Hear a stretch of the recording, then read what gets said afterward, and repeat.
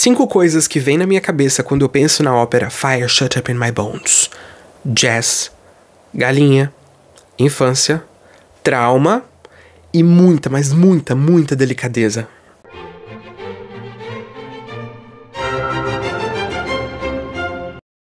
Olá, queridos amantes da ópera, eu sou o Lucas Speck.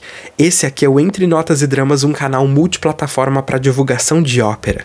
Sejam todos muito bem-vindos. Eu quero começar esse vídeo agradecendo aos nossos mecenas, os nossos patrocinadores lá na Aurelo, e no momento que eu tô gravando esse vídeo são o Marcos Lima e o Bruno Costa. Gente, muito obrigado. Vocês são, assim, muito importantes para o projeto e estão ajudando a fazer esse projeto acontecer. E você aí que tá me assistindo, fica aqui o meu convite para que você se torne também um mecenas, porque além de participar desse projeto de divulgação de ópera, você também tem acesso a um conteúdo exclusivo. Toda vez que eu solto um vídeo aqui ou em qualquer outra plataforma, porque a gente tá no Spotify, nos outros reprodutores de podcast, vai sair um episódio muito maior, muito mais completo, com as informações bibliográficas, tudo bonitinho num episódio de podcast lá dentro da Aurelo, só para os mecenas. Então o que vocês encontram aqui é só uma pincelada. Agora imagina, você vai levar a ópera de hoje pro palco, você vai cantar Fire Shut Up in My Bones, ou você vai fazer o figurino dessa ópera, ou você vai tocar na orquestra. Quer conhecer mais? Não tem tempo, porque você tem um mês pra ensaiar, aprender a música, tarará. Vai assistir o meu vídeo, quer dizer, o meu episódio de podcast, porque na verdade lá sai em áudio, tá? Vai ouvir o meu episódio de podcast, que em 1 hora, os episódios têm até 1 hora, que em 1 hora eu te dou um panorama que você iria gastar horas de pesquisa para ter, horas de leitura. Então, assim, realmente vale muito a pena se tornar um mecenas. São 3 categorias de mecenato, que na verdade tem acesso às mesmas coisas, tem o mesmo direito, mas, e aí depende do seu bolso e quanto você pode nos ajudar aqui nesse projeto, beleza? Olha, eu quero também pedir desculpa, porque geralmente os nossos vídeos aqui saem na quinta-feira, às 8 da manhã. Nessa semana eu não consegui porque eu peguei um super resfriado. E na verdade eu ainda não tô 100%. Então ainda tô aqui num ritmo um pouquinho mais devagar. Mas eu nunca deixo os mecenas sem conteúdo. Tanto é que o episódio deles saiu em dia. Mas o episódio grande aqui eu tava completamente sem voz já. Então não deu certo. Mas aqui estou, atrasado alguns dias. Mas tá aqui, Fire Shut Up in My Bones pra vocês. Era uma vez um menino de graça peculiar, Charles Boy, o mais novo de 5 irmãos, um menino preto em uma cidade sem lei. E quando todos carregavam uma arma na cintura, ele carregava uma vergonha. Essas palavras impactantes nunca mais vão sair da sua cabeça quando você assistir a ópera Fire Shut Up in My Bones, com música do Terence Blanchard e libreto da Kasi Lemmons, com base na história do Charles Blow. Vamos começar daí? O Charles Blow é um cara super interessante, ele é um jornalista, ele é um ativista, ele é um escritor, ele é âncora de TV, é um cara super presente nas mídias, é um grande comentarista. E ele escreveu 2 livros que são muito importantes: The Devil You Know, a Black Power Manifesto, o demônio que você conhece, o Manifesto Black Power, e Fire Shut Up in My Bones, que é um livro biográfico. Nele ele vai contar a sua infância muito pobre, numa cidade all black, né, numa cidade toda de população preta, e todos os dilemas que ele teve para viver numa família com muitos problemas, né, muitas dificuldades, muitas alegrias também, é claro, porque a vida, mesmo quando a vida é muito difícil, a vida não é feita só de dificuldade, né? Então existe essa delicadeza no contar essa história, e ele vai relatar um episódio muito traumático de abuso sexual quando ele era ainda criança. Então a ópera não é muito levinha, porque ela vai falar sobre esse tema, não tem como ela fugir desse tema. Agora, muito difícil pegar um livro biográfico e transformar ele em texto dramático. E aí os louros são da Kasi Lemmons, que é quem assina como a libretista dessa ópera. A Casey, você pode achar que não conhece ela, que nunca viu esse nome, mas eu acho que eu vou falar umas coisas aqui que você vai dizer, ah, sei quem é. Ou pelo menos conheço algumas coisas que ela fez. Olha, ela foi a diretora, ela é atriz, ela é diretora, ela é escritora. E ela foi diretora desse filme biográfico que saiu sobre a Whitney Houston há 2 anos atrás. I Wanna Dance With Somebody, né? É esse. Ela foi a diretora. Mas ela também participou como atriz em coisas muito grandes, como, por exemplo, Silence of the Lambs, O Silêncio dos Inocentes, aquele filme sobre o Dr. Hannibal Lecter, o nosso psicopata favorito, né? Ela tá lá como atriz nesse filme, então ela é uma pessoa que tá muito conectada com as artes dramáticas, atuando como diretora, atriz e escritora. Ela assina esse libreto, e o trabalho não é fácil, né? Pegar um livro grande, biográfico, e traduzir em linguagem dramática. O trabalho é bem ingrato. Quem assina a música é o Terence Blanchard. O Terence Blanchard nasceu em New Orleans.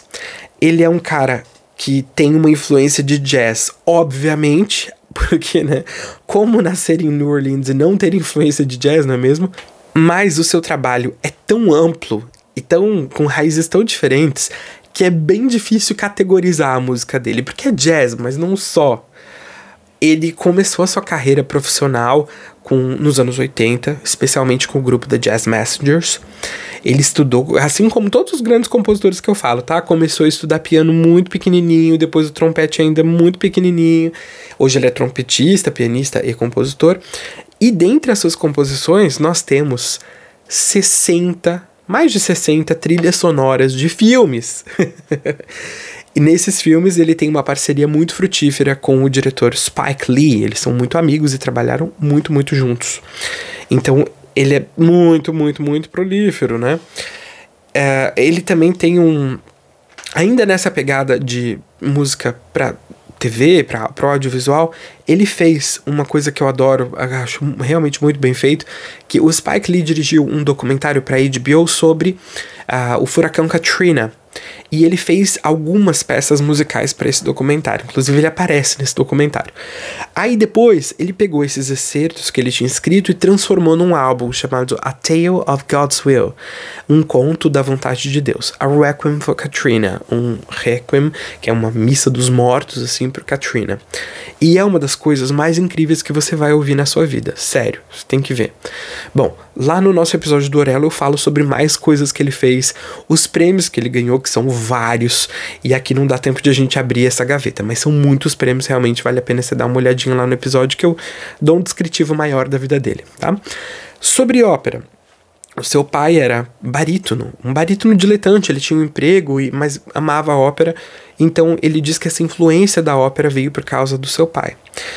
Nessa vertente da ópera ele escreveu 2, Champion, que é uma ópera sobre um lutador de boxe, e Fire Shut Up in My Bones. Fire Shut Up in My Bones é uma referência, na verdade, já do Charles Blow, né, utilizada pelo Charles Blow, é uma referência de Jeremias, um livro bíblico, Jeremias capítulo 20, verso 9, que diz: "Não me lembrarei dele e não falarei mais seu nome, mas isso foi no meu coração como fogo ardente, encerrado nos meus ossos, e estou fadigado de sofrer e não posso."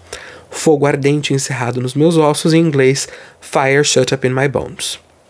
Então o texto fala sobre isso, e quando a gente vê a sequência dos acontecimentos, como ele lidou com isso fica bem evidente. A ópera é uma ópera que o Terence Blanchard classificou como opera in jazz, então realmente tem muita influência do jazz. É uma ópera em 3 atos, é uma ópera grandiosa, de fôlego, e ela teve a sua première, a sua estreia, no Teatro de St. Louis, em 2019. Mas depois ela foi levada para o Metropolitan Opera House na temporada 2021-2022 e reabriu o Met depois de ter sido fechado por causa da pandemia do coronavírus. Com isso, o Terence Blanchard foi o primeiro compositor preto a ter uma ópera estreada nos palcos do Metropolitan. O Metropolitan se orgulha disso, assim, o que eu acho um vexame. Eu acho um vexame que tenha demorado tanto tempo para ter um compositor preto tendo a sua música no palco do Metropolitan, pelo amor de Deus. Mas, como diz aquele ditado, antes tarde do que mais tarde, né? Então, tá aí, vamos lá, vamos seguir a vida. Mas é um vexame que tenha demorado tanto tempo. A ópera, ela vai contar a história através de alguns flashbacks com o Charles adulto revendo as suas histórias de criança. Então nós temos no palco o Charles adulto e o Charles criança. Para contar essa história, ele vai revisitar a casa de infância, como era a vida na sua família, que não era nada fácil. O momento, é claro, do abuso sexual, porque a ópera é sobre isso, no fim das contas. E a ópera tem uma coisa de coming of age, de rito de passagem, sabe? Esses ritos de passagem. A ópera tem esse cheiro, tem esse aroma de rito de passagem. Não falando sobre o abuso, claramente, né? Porque isso não seria um rito de passagem para nada, a não ser para um trauma. Mas eu digo da descoberta de uma sexualidade, dos primeiros encontros, de ver que ele era uma criança diferente das outras, mas o que isso significava? Que para ele era só ser torturado por todo mundo. Então tem essa coisa muito delicada, uma ópera muito delicada nesse sentido. Nós temos quase o tempo todo no palco o Charles adulto e o Charles criança, e uma solução que eu acho que foi até musical é que eles cantam ao mesmo tempo. Na maior parte das vezes que o menino tá cantando, o adulto tá cantando junto. Então ele tá se vendo naquela imagem, os dois cantam junto. Eu acho que musicalmente é inteligente, porque protege a criança de ter que vencer a orquestra sozinha, né? Então tem um cantor maduro para projetar essa voz, até porque a orquestra não é pequena e com um elemento de jazz, com bateria e tudo mais, fica maior ainda, mais volumosa ainda, né? Então a gente tem essa coisa, e existe um elemento que é muito interessante, que é a utilização de umas personagens que são quase alegóricas. A gente pode imaginar como duas fantasmas, mulheres, ou duas personagens alegóricas que são o destino e a solidão, e elas vão estar fisicamente no palco, o que sempre é muito interessante, nos dá muitas possibilidades cênicas, não é? O papel da Billie, que é a mãe do Charles, era menorzinha na ópera, como foi estreada em St. Louis, e depois ela ganhou uma expansão para ser apresentada no Met. Também no segundo ato nós temos uma sequência de dança bem grande, que era pequenininha em St. Louis e depois ficou grande no Met. E quando eu assisti, eu fiquei, nossa, balé no segundo ato? Será que a gente tá falando de uma grande ópera? E quase, né? Quase, porque ao mesmo tempo que essa ópera tem vários elementos tradicionais, a gente consegue separar em áreas. A gente tem dueto, trio, quarteto, tarará, coros, né? A gente tem essa linguagem que é completamente não tradicional, né? Inclusive, na voz, esse reflexo é bem presente na música, na voz. É muito jazzístico. E os cantores não só têm a liberdade de improvisar e de colocar elementos do jazz, quanto eles são convidados a isso. O Terence Blanchard, inclusive numa entrevista, ele falou: a Angel Blue, que cantou no Metropolitan, pediu se ela podia, com todo cuidado, se ela podia tomar alguma liberdade. Ele, cara, eu sou um músico de jazz, é claro que você pode. E eu acho que funciona muito bem, porque a história preta, a música preta, muitas vezes não, quase sempre é deixada de lado no palco de ópera, e é uma herança musical realmente muito profunda. Mas além da herança musical, a gente vê aqui no palco muitas referências que pintam esse sul dos Estados Unidos.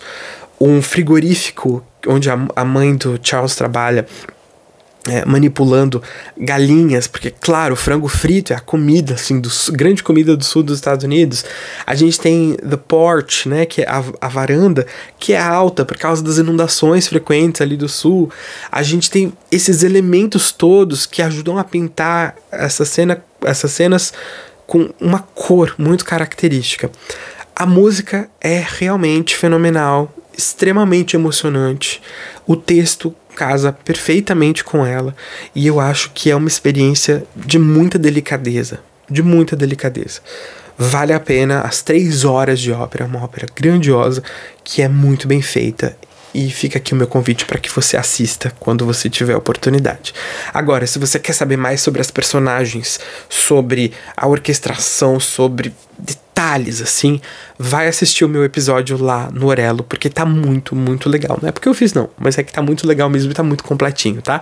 Aqui é uma pincelada geral para te deixar com vontade, tanto de assistir a ópera, quanto de assistir o nosso episódio lá no Orelo. Dúvidas, sugestões, reclamações, deixa aqui nos comentários pra mim. Muito, muito obrigado, nossos mecenas, nossos queridos mecenas. E lembrete que estamos em todas as redes sociais pulverizando com nossos cortes e algumas informações que não tem aqui, nem lá no Orelo, que é pra gente ter um saborzinho diferente em cada rede social. A gente tenta, nem sempre dá certo, mas a gente tenta, tá bom? Um beijo pra vocês e até a próxima.